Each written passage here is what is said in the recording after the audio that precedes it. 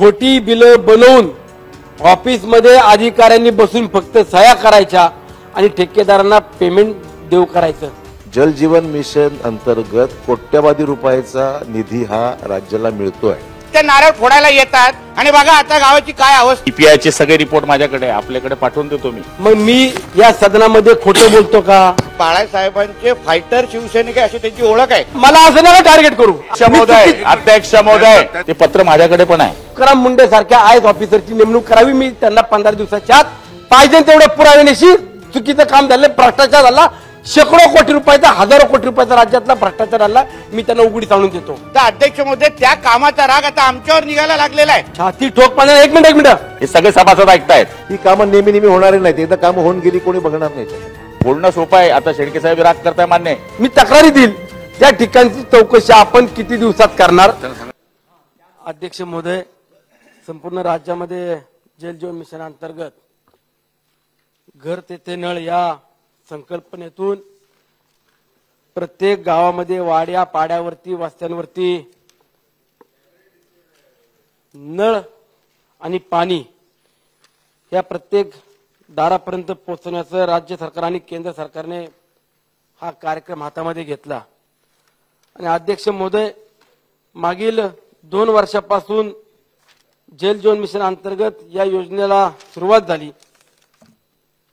माझ्या मतदारसंघामधील जवळपास 114 योजना या मंजूर करण्यात आल्या आणि त्यामध्ये जवळपास अध्यक्ष महोदय 157 गाव वाड्या पाड्यांना या योजनेचा लाभ होणार आहे। परंतु अध्यक्ष महोदय, ही योजना होत असताना जवळपास 1 वर्ष पूर्ण होऊन गेले की ज्या योजनेची मुदत संपली, अशा काही योजना आहेत की त्या अर्धवट अवस्थेमध्ये पडलेल्या आहेत। त्यामध्ये 114 योजनांपैकी फक्त अवघ्या 27 योजना ह्या पूर्ण गेल्या, 87 योजना या अर्धवट अवस्थेमध्ये आहेत आणि 60 योजना ज्या आहेत त्यांच्या मुदती संपलेल्या आहेत। आणि सगळी माहिती मी संबंधित अधिकाऱ्यांना लेखी स्वरूपामध्ये दिली। मुख्य अधिकारी जिल्हा परिषदेचे त्यांच्या दालनामध्ये देखील बैठक घेतली, त्यामध्ये त्यांना संपूर्ण आढावा दिला। महाराष्ट्र जीवन प्राधिकरणाचे मुख्य अभियंता त्यांच्या दालनामध्ये जाऊन बैठक घेतली, संबंधित सर्व विभागाचे अधिकारी त्यांच्याशी चर्चा करून सर्व परिस्थिती सांगितली। जल जीवन मिशनचे मुख्य संचालक त्यांच्या देखील दालनामध्ये जाऊन बैठक घेतली, त्यांनाही संपूर्ण माहिती दिली। प्रश्न घ्या। माझं सर्व या जल जीवन मिशन अंतर्गत असलेल्या विभागातील अधिकारी वर्गांना माहिती देणं, तिथली सध्याची परिस्थिती सांगण्याचं काम केलं की ज्या ठेकेदारांनी मागच्या 6 महिन्यापूर्वी मुदत संपली त्यांनी देखील अद्याप कामं पूर्ण केली नाही आणि ज्यांनी कामं पूर्ण केली अशा पद्धतीने सांगितलं त्यांच्या कामाची देखील परिस्थिती, वस्तुस्थिती मी त्या भागातले फोटोग्राफ घेऊन अधिकाऱ्यांना पोहोचवण्याचं काम केलं। माझा सांगण्याचा उद्देश एवढा आहे अध्यक्ष महोदय की हजारो कोटी रुपयाची कामं संपूर्ण राज्यभरामध्ये सुरू आहेत। त्याच पद्धतीने माझ्या मतदारसंघामध्ये 350 कोटी रुपयाची जवळपास कामं ही जल जीवन मिशन अंतर्गत महाराष्ट्र जीवन प्राधिकरण आणि जिल्हा परिषदेच्या माध्यमातून सुरू आहेत। कामं निकृष्ट दर्जाची होत आहेत, चुकीच्या पद्धतीने बिलं काढली जात आहेत, खोटी बिलं बनवून ऑफिसमध्ये अधिकाऱ्यांनी बसून फक्त सह्या करायच्या आणि ठेकेदारांना पेमेंट देऊ करायचं, अशा पद्धतीची परिस्थिती आहे। मी काल देखील सांगितलं की जर समजा 1000 मीटरचा पाईप आणून साईडवरती टाकून द्यायचा आणि 1500 मीटरचं बिल बनवून पाईपाचे पैसे घेऊन जायचे। जिथं आपल्याला नियम दिलाय की 3 फुटाची खोदकाम करूनच पाईप टाकायचे, तिथं 1-1.5 फूट फक्त पाईपलाईन खोदायची आणि पाईपाचं खोदकाम केलं बिल टाकून यायचं। कॉन्क्रीटचे रस्ते जे नव्याने बनवलेत गावागावांमध्ये ते फोडण्याचं काम केलं आणि अध्यक्ष महोदय ते रिपेअरिंग सुद्धा केले गेले नाहीत। अध्यक्ष महोदय, प्रत्येक गावामध्ये रस्ते फोडून खोदून तसेच ठेवलेत आणि सांगतायत की आमच्या त्या क्लॉजमध्ये किंवा आमच्या टेंडरमध्ये आमच्या स्कोपमध्ये ते काम नाहीये। माझं मंत्री महोदयांनी या ठिकाणी स्पेसिफिक प्रश्न असा आहे की ज्या ज्या भागातल्या तक्रारी झाल्या त्या तक्रारीवरती आपण मला जे काही उत्तर दिलं त्या उत्तरामध्ये स्पष्टपणे सांगितलं की मावळ तालुक्यात जलजीवन मिशन अंतर्गत राबवण्यात येत असलेल्या 114 योजनांची TUV एसयूडी या यंत्राची तांत्रिक तपासणी संस्थेकडून आज अखेर विविध टप्प्यात 153 वेळा त्रिसदस्य तांत्रिक तपासणी करण्यात आली आहे. 153 वेळा जर तपासणी आपण केली, अशा पद्धतीने लेखी उत्तर दिलं असेल तर त्या 153 वेळा तपासणीमध्ये काय आपल्याकडे आलं, काय माहिती आली, ही आम्हाला सभागृहाला सांगावी. आणि ज्या ज्या ठिकाणी चुकीच्या पद्धतीनं काम करण्यात आले त्या ठेकेदारांवरती, त्या भ्रष्ट अधिकाऱ्यांवरती आपण काय कारवाई केली याचं उत्तर आम्हाला सभागृहात द्यावं. मंत्री महोदय. माननीय अध्यक्ष महोदय,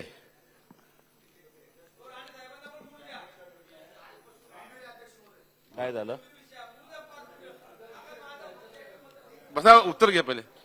या ठिकाणी माननीय सदस्य श्री सुनील शेळकेजी यांनी त्यांच्या मतदारसंघामध्ये काय चाललंय याची माहिती जल जीवनच्या अंतर्गत दिली. खरं म्हणायला गेलं तर मावळ तालुक्यामध्ये जल जीवन मिशन अंतर्गत 120 योजना मंजूर झालेल्या आहेत. त्याच्यामध्ये एमजीपी कडनं 6 आणि जिल्हा परिषद पुणे यांच्या मार्फत 114 नळ योजना, पाणी पुरवठा योजना ह्या मंजूर असून 27 योजनांचं काम भौतिकदृष्ट्या पूर्ण झालेलं आहे. तुम्ही नंतर बोला ना, मी तुमचं पूर्ण ऐकला तर माझा ऐका. उर्वरित 87 योजनांचं काम प्रगतीपथावर आहे.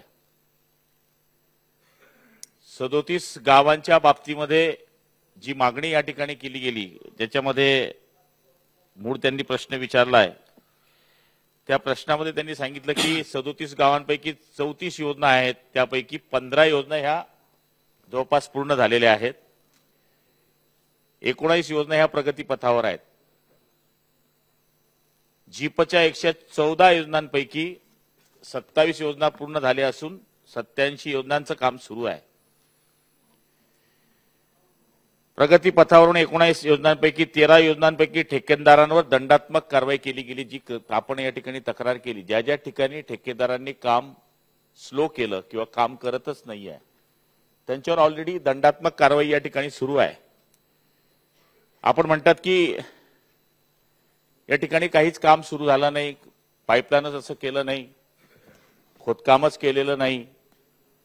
आपल्याला माहिती आहे की इस्टिमेट करत असताना जर आपल्याला रस्ता खोदल्यानंतर रस्ता करायचा असेल तर त्याच्या सुद्धा आपण ती इन्क्लूड करू शकतो. एखादा रस्ता आपण खोदतोय, तिथून पाईपलाईन टाकतोय, आणि जर इस्टिमेट मध्ये आपण सांगितलं की तो करून द्यावा तर ती सुद्धा तरतूद याच्यामध्ये आहे. पण आपण ती केली नसेल तर ती आपण ती करू शकतो.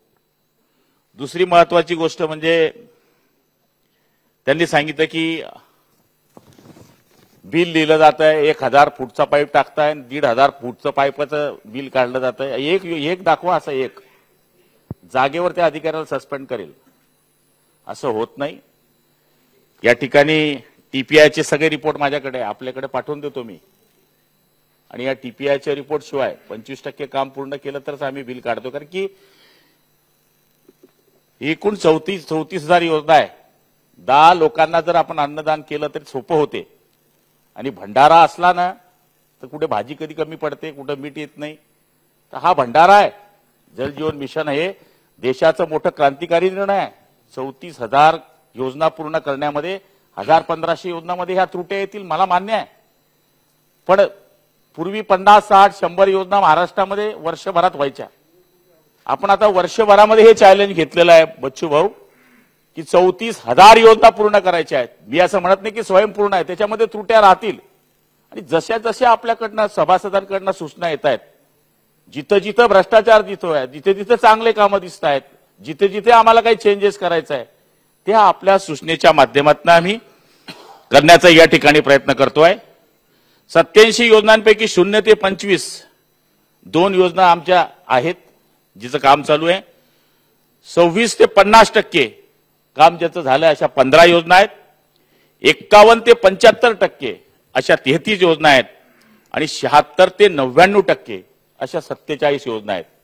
ही चालू धर्तीवरची आमच्याकडे माहिती आहे. आणि तुम्ही जे पत्र दिले ते पत्र माझ्याकडे पण आहे. आपण सीओकडे खाली रेफर केलंय. सीओकडे जसे आपण माझ्याकडे तक्रार केली, कारण की 5 कोटीच्या सगळ्या खालच्या ज्या योजना आहेत त्या जिल्हा परिषदकडे असल्यामुळे आपण जसजशी तक्रार केली तशा तशा योजनांची आपण खाली माहिती दिलेली आहे. आणि माझ्या माहितीप्रमाणे दंडात्मक कारवाई जिथे करता येईल तिथे करण्याचा प्रयत्न केलाय. पण सभासदांची माहिती ही सभागृहामध्ये ज्यावेळेस सभासद सांगतो ती सत्य मानली पाहिजे. आपली जी तक्रार आहे, स्पेसिफिक जर काही योजना असतील की जिथे खरंच काही दिसतंय आपण ती द्या, त्यांची आपण चौकशी करू आणि जो दोषी असेल तो कोणी असेल त्याला पाठीशी घातलं जाणार नाही.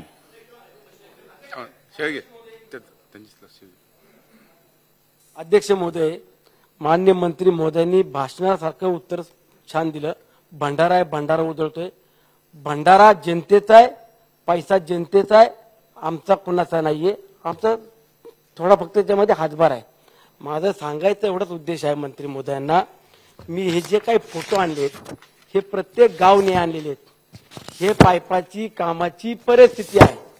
मग मी या सदनामध्ये खोटं बोलतो का? मी खोटे आरोप करतो का? छाती ठोक पाण्याला एक मिनिट अध्यक्ष महोदय, माझं उद्या पहिला आता नाही माझं उद्या मला असं नका टार्गेट करू, अजिबात नाही. माझं म्हणणं एवढंच आहे. अध्यक्ष महोदय हेतू आरोप ऐकणारे मी पुलत बोललो की सभासदाची माहिती विधानसभेत मी सत्य मानतो. हे सगळे सभासद ऐकतायत. मी असं तुम्हाला चुकीचं बोललो नाहीये. तुम्ही हेतू आरोप नाही करू शकत. तुम्ही प्रश्न विचारा, उत्तर देऊ, पण हेतू आरोप करा तर बिलकुल ऐकून घेणार नाही. हो बोला अध्यक्ष महोदय, जर समजा मी सभागृहामध्ये प्रश्न विचारतोय, शेळकेजी आपण पॉइंटेड प्रश्न विचारा. प्रश्न विचारा. माझं म्हणणं काय, मी स्पेसिफिक प्रश्न विचारला. ज्या ठिकाणी काम चुकीचं झालेलं आहे, ज्या ठिकाणी कामाचा दर्जाने निकृष्ट झाले, जिथे भ्रष्टाचार झालाय, त्यांनी मला चॅलेंज केले ना, मी त्यांना लेखी स्वरूपात देतो. त्यांनी आज नेमणूक करावी, तुकाराम मुंडे सारख्या आयएस ऑफिसरची नेमणूक करावी. मी त्यांना 15 दिवसाच्या आत पाहिजे तेवढे पुराव्यानिशी चुकीचं काम झालं, भ्रष्टाचार झाला, शेकडो कोटी रुपयाचा, हजारो कोटी रुपयाचा राज्यातला भ्रष्टाचार झाला, मी त्यांना उघडीस आणून देतो. त्यांनी आज जाहीर करावं फक्त.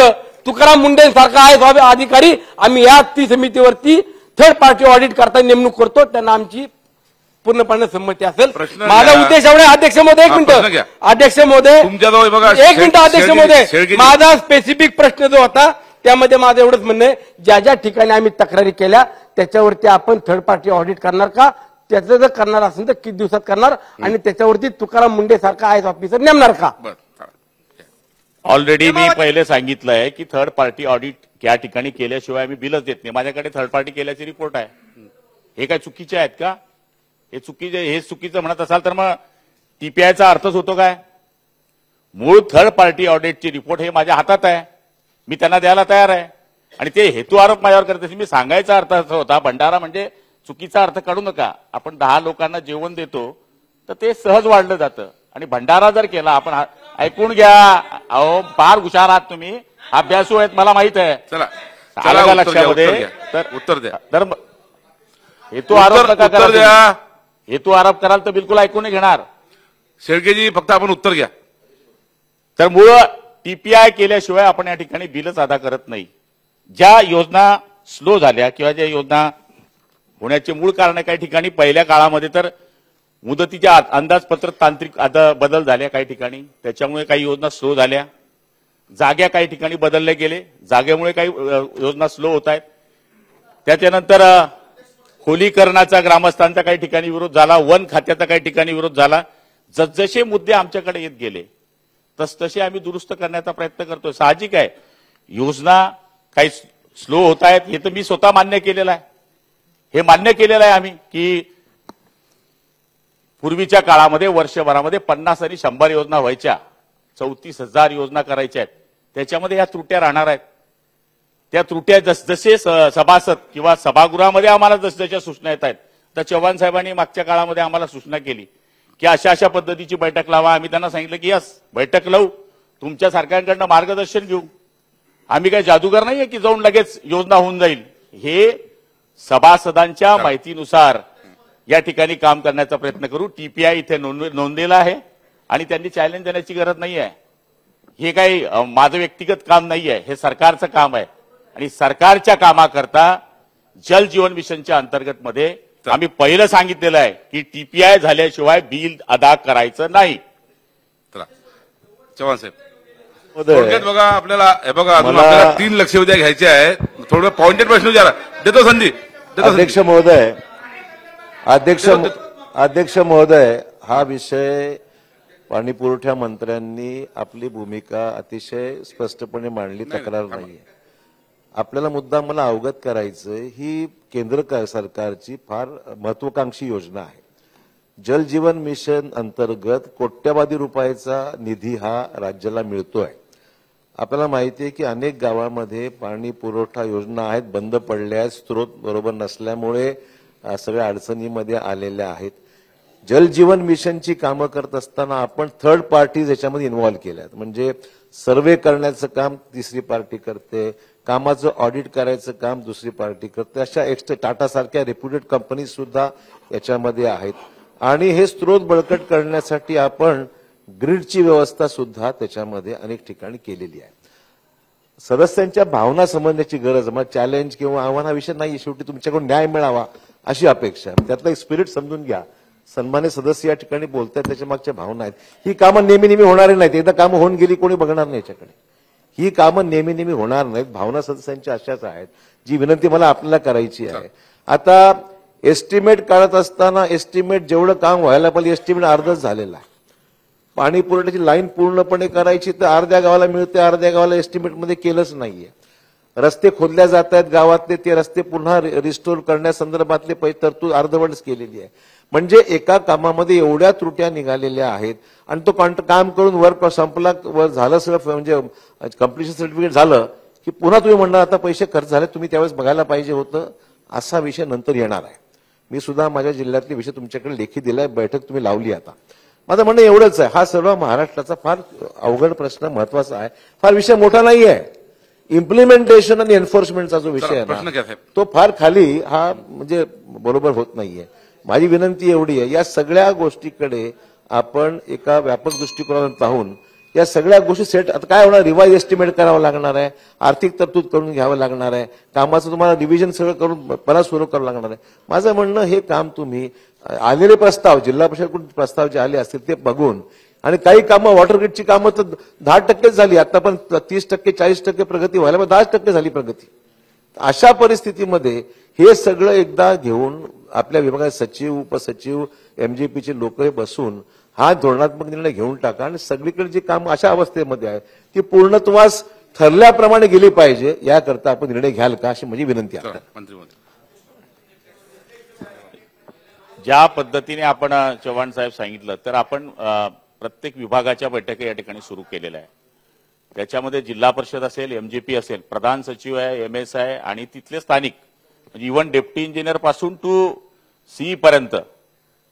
आणि आम्ही जिल्हा परिषदच्या किती योजना आहेत त्या का थांबल्या आहेत, किती टक्केवारी आहे, बिल अदा केलं आहे का, टीपीआय झालं आहे का, त्याच्यामध्ये लोकप्रतिनिधी दिलेल्या तक्रारी, या सगळ्या गोष्टींचा आता आमच्या जवळपास पूर्ण महाराष्ट्राच्या या बैठकी झालेल्या आहेत. एक राऊंड आमचा पूर्ण झाला आहे.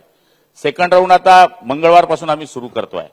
आणि त्याच्यामध्ये बऱ्याच ठिकाणी अशा अडचणी आल्या आहेत की इस्टिमेट तयार करत असताना लोकांनी इस्टिमेट तयार केलं, पण रोड खोदल्यानंतर ते करण्याचं इन्क्लूड न केल्यामुळे त्या अडचणी निश्चितपणाने महाराष्ट्रामध्ये बऱ्याच ठिकाणी दिसत आहेत.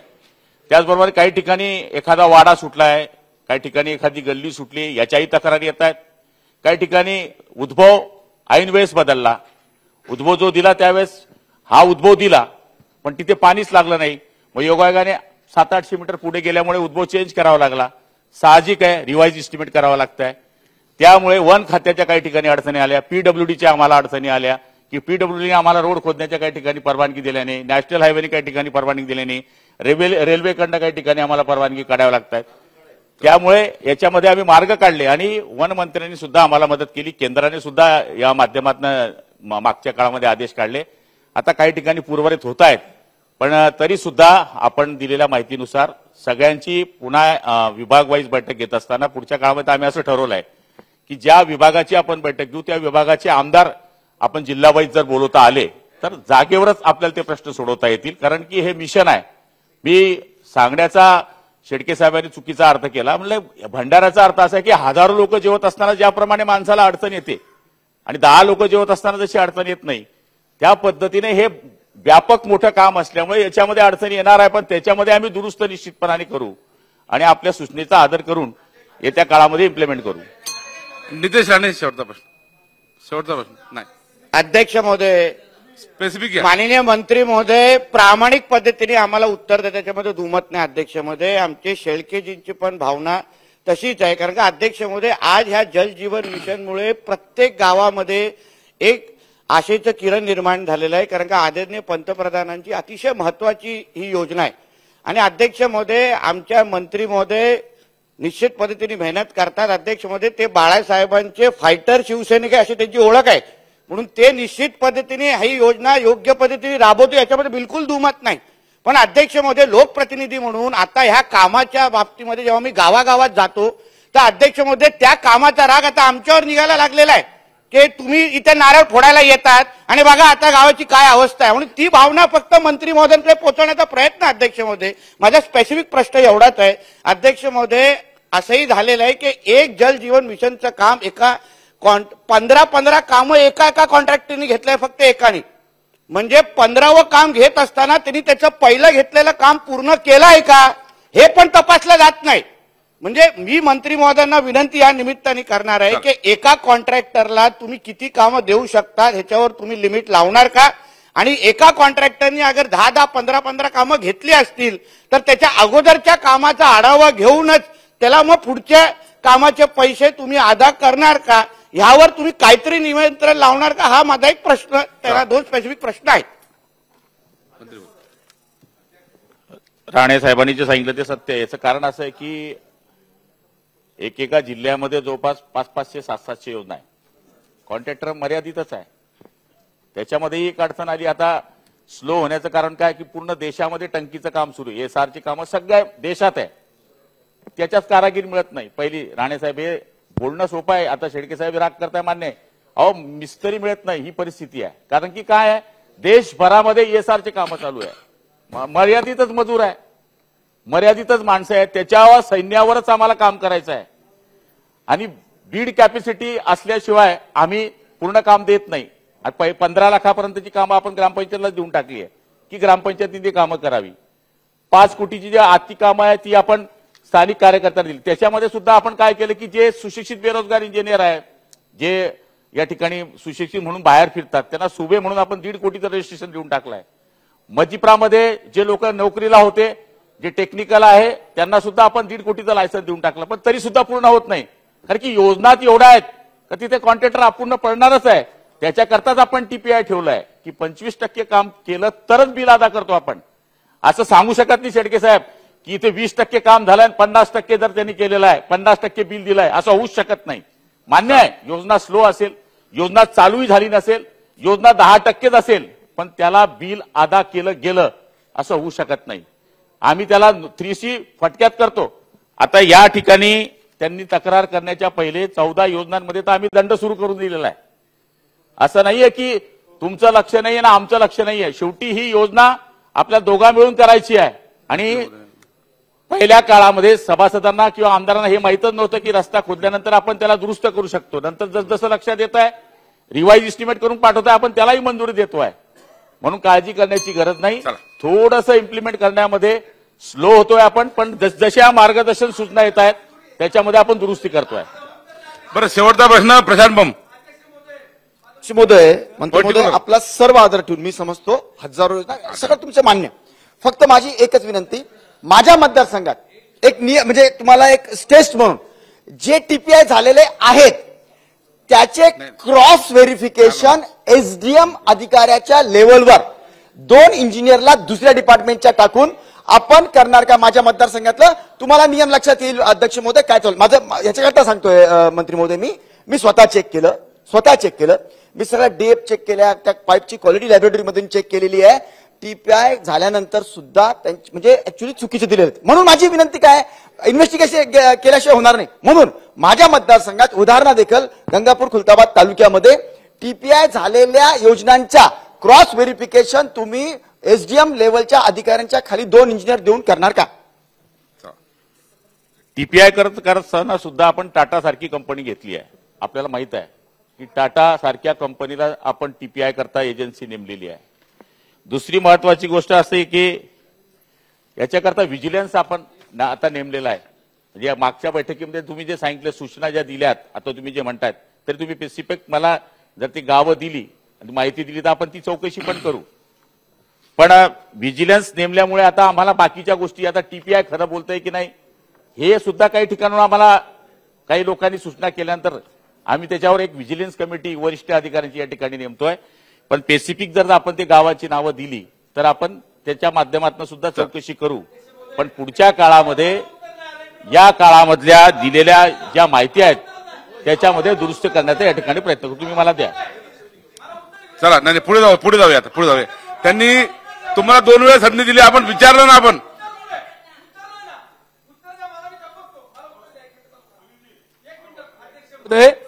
अध्यक्ष महोदय, आपण मंत्री महोदयांनी जे काय उत्तर दिलं सकारात्मकपणाने पुढची कारवाई होईल असं सांगितलंय.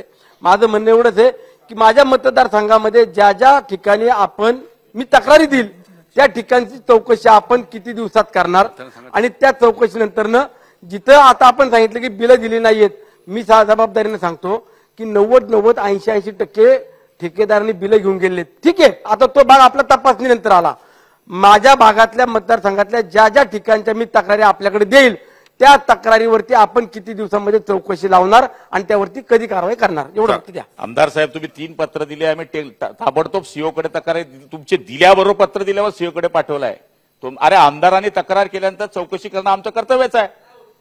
हे असं तुम्ही म्हणूच शकत नाही. कोणताही आमदार एखाद्या वेळेस सांगतो की हे काम चुकीचं झालं तर आम्ही सांगतो की तात्काळ चौकशी करावी, असं होऊ शकत नाही. तरी सुद्धा तुम्ही माहिती द्या की ज्या ठिकाणी तुम्हाला वाटतं की या ठिकाणी काम बरोबर नाहीये त्याची चौकशी केली जाईल. तर लक्षवेधी क्रमांक 4. एबीपी माझा, उघडा डोळे बघा नीट.